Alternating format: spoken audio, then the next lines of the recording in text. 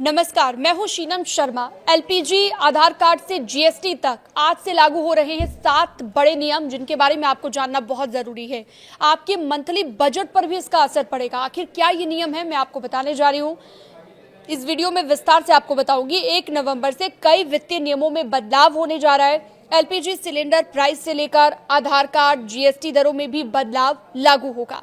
आइए जानते हैं कौन कौन से ये बदलाव हैं। सबसे पहले तो ये जान लीजिए कि हर महीने की तरह नवंबर में कई वित्तीय बदलाव होने जा रहे हैं इस बार, और ये सीधा आपके मंथली बजट पर असर करेंगे, प्रभावित करेंगे आपके बजट को। नवंबर महीने के दौरान एलपीजी से लेकर आधार कार्ड तक के नियम बदल रहे हैं। इसके अलावा जीएसटी स्लैब, कार्ड और शुल्क, ये सब चीजें बदल रही हैं। नवंबर से लागू होंगे ये शुल्क। सबसे पहले तो एलपीजी सस्ता हो गया है। जी हाँ, जानकारी के मुताबिक आज से 19 किलो वाले एलपीजी के सिलेंडर के दाम में बदलाव हुआ है। कॉमर्शियल सिलेंडर के दाम 5 रुपए कम हुए हैं। 19 किलोग्राम वाले कॉमर्शियल एलपीजी सिलेंडर की कीमत दिल्ली में 1590 रुपए हो चुकी है। हालांकि रसोई गैस सिलेंडर के दामों में किसी भी तरह का कोई बदलाव नहीं किया गया है। आखिरी बार ये बदलाव अप्रैल में किया गया था। आधार को लेकर भी अपडेट आया है। आधार अपडेट करने को लेकर रिवाइज हो गया है चार्ज, यानी कि जो फीस आप पहले देते थे वो अब बदल गई है। भारतीय विशिष्ट पहचान प्राधिकरण यानी कि यूआईडीएआई की तरफ से बच्चों के आधार कार्ड में बायोमेट्रिक अपडेट के लिए लगने वाला 125 रुपए का शुल्क अब माफ कर दिया गया है।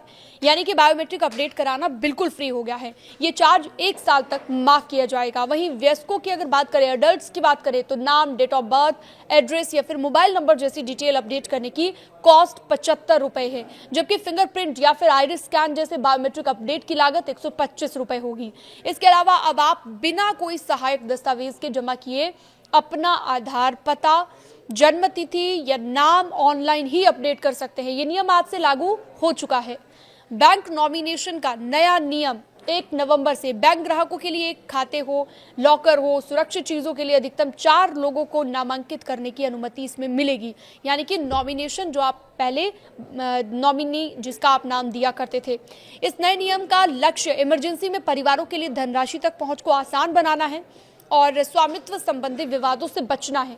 ग्राहकों के लिए नामांकित व्यक्ति जोड़ने या फिर बदलने की प्रक्रिया को भी सरल बनाया गया है। नए जीएसटी स्लैब को लागू किया जा रहा है। 1 नवंबर से सरकार ने कुछ वस्तुओं के लिए विशेष दर के साथ 2 स्लैब जीएसटी सिस्टम लागू कर दिया है। पहले जीएसटी स्लैब जो है, 4 जीएसटी स्लैब थे, 5% का, 12% का, 18% और 28% का। लेकिन अब 12%, 28% की स्लैब को हटा दिया गया है। लग्जरी और हानिकारक वस्तुओं पर 40% जीएसटी लागू किया गया है। इस कदम का उद्देश्य है भारत के इनडायरेक्ट टैक्स इंफ्रास्ट्रक्चर को बेहतर बनाना, सरल बनाना। इसके अलावा एक और बड़ी जानकारी, एनपीएस से यूपीएस की डेडलाइन बढ़ा दी गई है। यानी कि एनपीएस राष्ट्रीय पेंशन प्रणाली, इससे अब यूपीएस में शिफ्ट होने के इच्छुक केंद्रीय सरकारी कर्मचारियों के पास ये प्रक्रिया पूरी करने के लिए 30 नवंबर तक का वक्त दे दिया गया है। और विस्तार से कर्मचारियों को समीक्षा करने के लिए, बदलाव करने के लिए और ज्यादा वक्त दे दिया गया है। तो कह सकते हैं उनके लिए भी एक अच्छी खबर यहां से निकलकर सामने आ रही है।